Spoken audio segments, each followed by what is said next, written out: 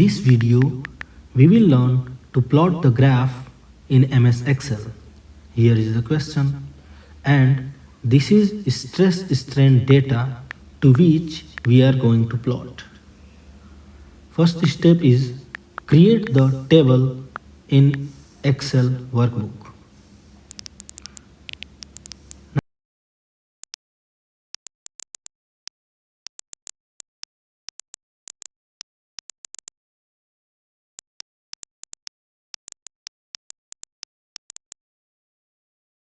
Now, to plot the graph between stress and strain, select the table and click the Insert option in the menu bar.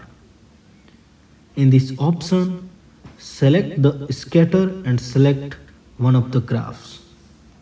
Now, we got the plot between the stress and strain.